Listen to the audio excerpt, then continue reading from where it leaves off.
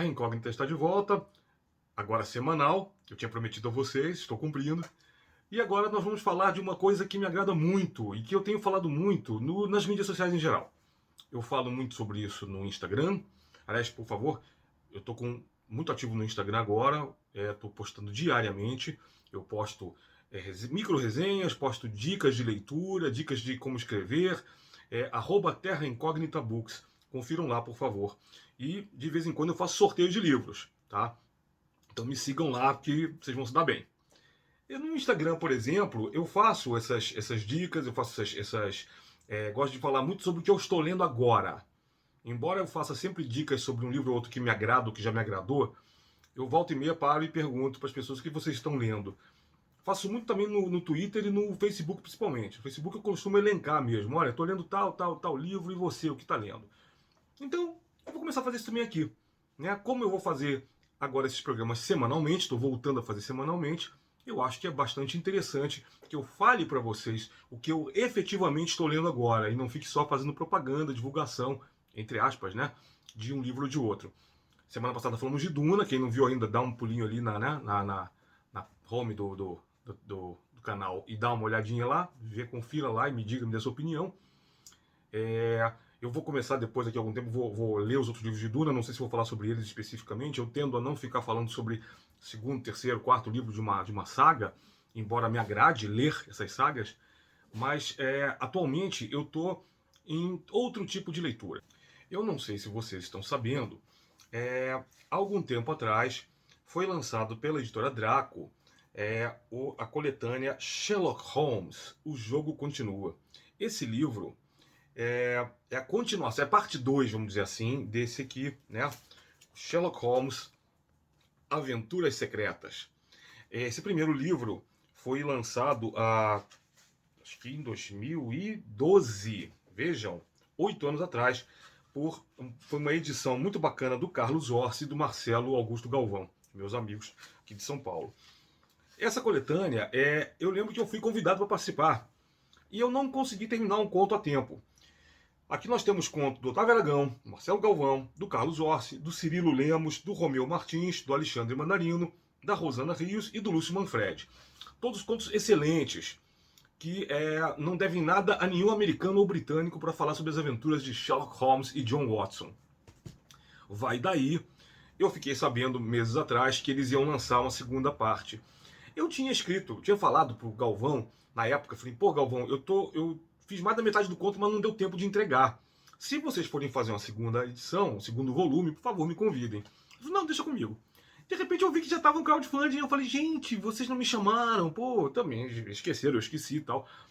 Aí, imediatamente, o Galvão, e dessa vez o Galvão, junto com o Cirilo Lemos, editando, falou pra mim assim, olha, seguinte, se você conseguir entregar esse conto em um mês, a gente já anuncia agora que ele fica na primeira meta extra do livro, do crowdfunding. Aí eu falei, deixa comigo. E, gente, foi uma delícia fazer. Eu já não pegava aquele conto havia anos, né? 8 anos, mais ou menos. E aí eu pude reler o conto e me entreguei de cabeça, mergulhei de cabeça na feitura desse conto e eu consegui terminar batendo certinho um mês. E aí nós batemos várias metas, né? E eu fiquei muito feliz em ser incluído nessa antologia aqui fundamental, que tem contos. Tem um prefácio da Ira Croft, tem contos do Cirilo e do Galvão, do André Cordenonce, do Ricardo de Brito, do Marcelo Jacinto Ribeiro, da Roberta Grassi, do Leandro Leme, do Antônio Luiz MC Costa, da Olivia Maia, do Flávio Medeiros Júnior e esse meu conto. Ainda tem um pós-fácil do Tito Prates, da Aberst, que é o maior especialista em Agatha Christie, né? Não em Sherlock Holmes, mas ele também curte Sherlock Holmes, evidentemente, né? E falando aqui do livro. O meu conto, ele se chama A Aventura do Detetive Semiótico. E do que ele trata? Eu não vou dar muitos detalhes, mas eu preciso falar por causa de uma coisa muito simples que está acontecendo agora, que é da Netflix. Claro, vocês vão dizer, Enola Holmes. Não, mas não é Enola Holmes que eu quero falar. Aí tá a sacada. Eu até acho que vou falar um dia da Enola Holmes aqui, porque eu gostei muito, viu? Eu tenho o primeiro livro da Nancy Springer, que eu não li ainda, e eu quero, de repente, fazer um comentário sobre o livro da Nancy Springer, mais a série, não, o filme da Netflix, né? Então depois vamos fazer isso. Eu não ia falar disso agora, vocês viram que eu comecei o vídeo, olha que loucura, eu comecei o vídeo dizendo assim, vou falar do que eu tô lendo agora. Pois é, o que eu tô lendo agora é porque é o seguinte, esse conto eu escrevi, como eu falei, a ideia eu tive realmente 9 anos atrás, e qual é a história? Começa com o Sherlock Holmes recebendo na sua casa, na Baker Street 221B, os psicólogos William James e Charles Sanders Peirce. William James foi autor de um livro clássico chamado As Variedades da Experiência Religiosa. E Charles Sanders Peirce é o pai da semiótica. Como eu estudei semiótica, e mestrado e doutorado foi em comunicação e semiótica, eu descobri uma coisa muito legal, né? Tem um livro muito bacana do Humberto Eco, chamado O Signo de Três. Eu vou até fazer aqui, hoje estou gravando meio de improviso, então vamos lá, deixa eu ver se eu acho aqui para vocês. Aqui, ó.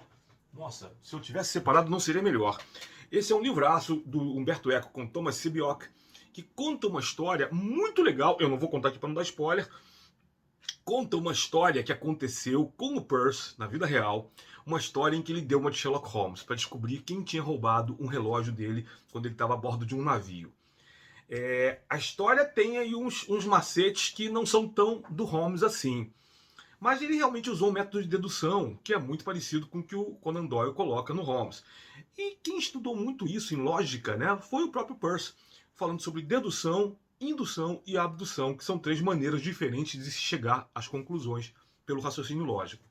Não vou falar delas aqui para vocês, mas eu escrevo isso em parte nesse conto. Mas o conto, como sempre, eu tenho uma coisa para mim que é o seguinte: eu escrevo atualmente muito pouco conto, porque eu gosto de escrever narrativas longas. Eu estou me dedicando a escrever narrativas maiores.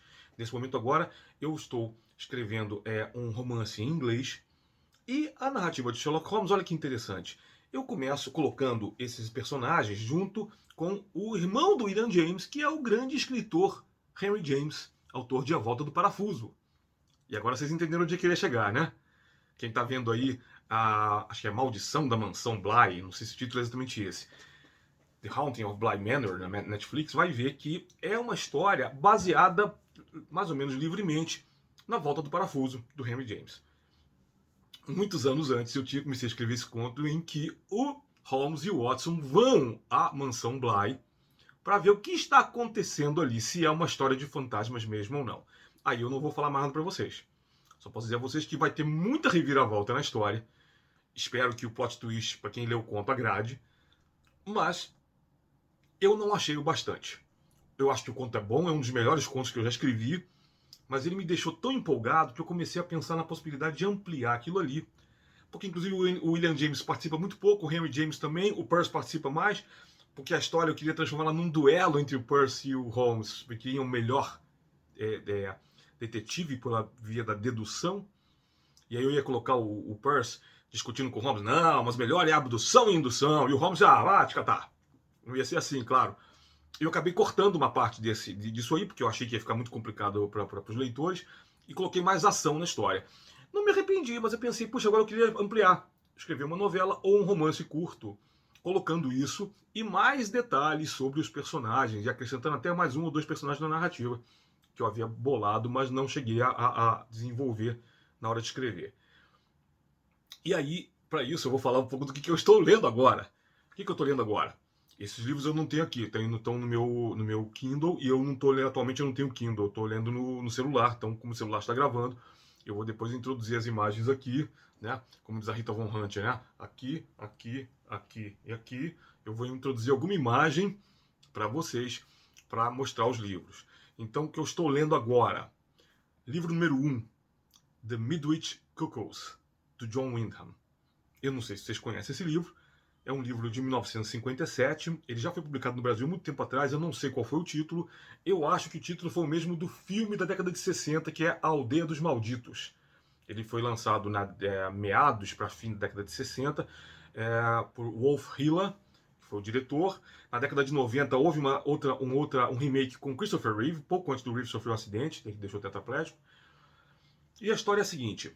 Um belo dia, numa cidadezinha do interior da Inglaterra chamada Midwich, acontece um estranho fenômeno em que as pessoas, de repente, todas caem e começam a dormir um sono profundo que dura, eu acho que dura 24 a 30 horas, mais ou menos. Todo mundo na cidade, homens e mulheres. E não é um gás, não é nada que se possa descobrir, porque ali perto tem uma base militar. Quando as pessoas descobrem isso, as pessoas que vão entrar em Midwich, no que entram em Midwich, caem desfalecidas. E aí começam a fazer testes, liberar, soltar passarinhos ali e tal, e realmente é isso. Existe uma espécie de raio de ação ali, existe um perímetro dentro do qual qualquer criatura viva que entre adormece. Até onde se sabe, não estão mortos. Como eu falei, dura 24 a 30 horas, mais ou menos, de repente todo mundo acorda. E acorda como se fosse de um sono. Todo mundo acorda, tipo, ai, o que eu tô fazendo aqui? O que aconteceu? Tal. Aparentemente tudo certo, não aconteceu nada. Parece que há um incidente em que uma casinha de 2 velhinhos pega fogo, porque tinha alguma coisa no fogo, e eles morrem, mas tirando isso, a cidade toda está incólume, sem problema nenhum. Dias depois, as mulheres começam a passar mal. E as mulheres descobrem que estão todas grávidas. 61 mulheres estão grávidas em Midwich. E como John Wyndham é um escritor de ficção científica, ele coloca cientistas conversando entre si dentro da história. Tem um certo as you know Bob ali, o pessoal fica discutindo um com o outro, como você sabe, não sei o que tal. Mas o interessante dele é que tem cientistas, todos são homens, mas as mulheres são personagens muito fortes. E muitas vezes as mulheres dão uns esporros nos homens também, tipo, olha, não me trate como um imbecil, porque eu entendo do que você está falando. Então vamos conversar aqui, porque as mulheres estão grávidas, nós estamos grávidas, nós temos que entender o processo. Então isso é muito legal nesse sentido. As mulheres têm um papel preponderante aí e não são tratadas de maneira negativa ou deletéria. E passa o tempo, das 61, acho que 2 ou 3 perdem o filho, e as outras todas têm filhos, e nascem, claro, meninos e meninas, só que todos muito parecidos, com cabelos meio aloirados e olhos dourados. Como eu falei de ficção científica no começo, os cientistas começam a discutir que pode ser xenogênese, ou seja, alguma coisa induzida de fora, que não pelas vias normais. As mulheres, né, não se deixa muito claro, mas as mulheres fizeram exames, tal, nenhuma delas foi estuprada. Tinha mulheres virgens ali. Isso não se fala muito no livro de 1957. Há uns diálogos muito tortos, pelos quais você entende claramente isso. A mulher diz assim, olha, eu tô noiva do cara, mas a gente nunca fez nada. E ok, todo mundo acredita, beleza, tá. E o legal também é isso, não tem uma babaquice de dizer assim, isso é absurdo e tal. Acho que se fosse nos Estados Unidos a história seria diferente, né? Mas na Inglaterra, nesse ponto, os caras ficam assim, não, tá ok, realmente a gente presenciou que todo mundo ficou desacordado. Não aconteceria mesmo um episódio desse tipo. E aí eles colocam ali o que as pessoas vão fazer a respeito. Passam-se alguns anos, passam-se no total 8 anos, mas os jovens crescem e eles todos demonstram um desenvolvimento físico, que é o dobro do normal. Então, com 8 anos de idade, eles parecem ter 16 anos. Eles se comportam como crianças que têm alguma deficiência intelectual, pequena, porém, esses termos não existem. Infelizmente, o cara usa o termo retarded, né, que é um termo, infelizmente, muito comum, né, naquela época, e até hoje muita gente usa. Eu já me manifestei várias vezes aqui que eu sou contra o uso desse termo. Eu sou pai de uma menina com deficiência intelectual, e não é tão simples assim. E usar a palavra retardado hoje em dia não se usa mais, porque implica realmente em uma desumanização da pessoa. Ele só usa essa palavra uma vez, depois não fala mais nada, porque deixa claro que as crianças são inteligentes. Só que elas não se comunicam muito. Seria mais parecido com autistas, vamos dizer, entre aspas, de um nível médio, não dá para precisar muito. Só que, claro, rapidamente você percebe que esses adolescentes, crianças barra adolescentes, têm poderes psíquicos de algum jeito. Desde que eles eram bebezinhos, eles tinham o poder de induzir as mães a se aproximar deles toda vez que elas procuravam se afastar muito. E o problema começa quando começam a morrer pessoas.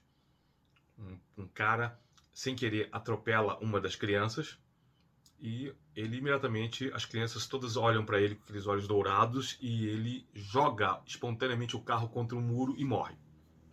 O irmão dele tenta depois se vingar e quando ele vai apontar a arma para um deles, ele acaba apontando a arma para a própria cabeça e se matando. E aí todo mundo diz, isto é um problema. Essas crianças precisam ser protegidas ou não, ou eliminadas. E aí eu não vou contar o que acontece mais na história, eu já contei uma parte da história e não vou contar mais. Mas é muito interessante, né? Entender o que acontece. O que acontece com essas crianças, né? E se elas podem ser alienígenas mesmo ou não. Será que a gente consegue descobrir o que é isso no fim das contas? O outro livro que eu estou lendo, o livro 2, é O Signo dos Quatro, do Sherlock Holmes. Vocês viram aqui que esse livro do Eco é O Signo de 3. que é falar dos princípios básicos lá de dedução, abdução e indução, né? Da, de lógica que o Peirce estuda muito. Esse livro é o segundo do Conan Doyle com Holmes e conta uma história envolvendo a personagem da Mary Morstan, que depois, aí não, acho que um spoiler aí é bobagem falar, né? A Mary vai se tornar a esposa do Watson. Então, isso aparece nos filmes mais recentes e tal. Ela tem um problema e ela pede ao Holmes e o Watson que a ajudem a resolver o problema e, evidentemente, durante a resolução do problema, a Mary e o John Watson vão começar a namorar. Essas duas histórias muito me interessam, justamente para tentar continuar desenvolvendo a história de Holmes que eu desenvolvi na história aqui do Jogo Continua. São livros que eu gosto muito de Sherlock Holmes, sou um fã do Holmes. Eu já li tudo do Conan Doyle e eu tenho principalmente em formato digital, né? Eu tenho muita coisa escrita por gente mais recente, né? Autores do século XX e XXI, sobre as histórias do Sherlock Holmes. Eu sempre quis escrever uma história do Holmes, chegou o momento, né? Em 2012 comecei a escrever, depois eu dei esse ato e aí comecei a escrever agora e saiu essa história que eu gosto muito e que eu pretendo transformar em romance. Já estou no caminho para isso acontecer. Dessa vez eu quis fazer isso, eu quis falar um pouco sobre essas correntes, né, de dados, conexões que a gente faz que nos envolvem na hora de ler um livro. Às vezes a gente pega um livro para ler só porque a gente está afim. Te vi na livraria, pô, legal, vou ler esse livro. Pô, maravilha. Então, esse aqui, do que trata esse livro? Ah, eu vou ler. E às vezes não, às vezes é o seguinte, eu estou fazendo uma pesquisa e eu me deparo com um livro com um título específico que eu gostaria muito de ler, mas não li. Eu pego esse livro e leio. Então o que está acontecendo agora é isso, né? Esse caso específico aí, eu peguei esses dois livros e estou devorando. Eu vou terminar de lê-los, mas já tem outros na fila, já tem outros na lista. Daqui a pouco a gente vai falar sobre eles, né? Em outro programa.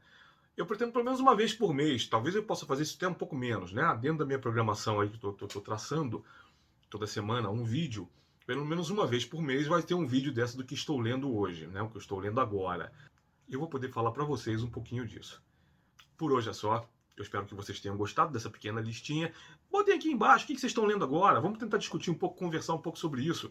Pode até me dar indicações, me dar dicas legais do que vocês estão lendo, para que eu possa procurar esses livros e depois falar sobre eles aqui um pouquinho também no Terra Incógnita. Muito obrigado pela atenção de vocês e até semana que vem.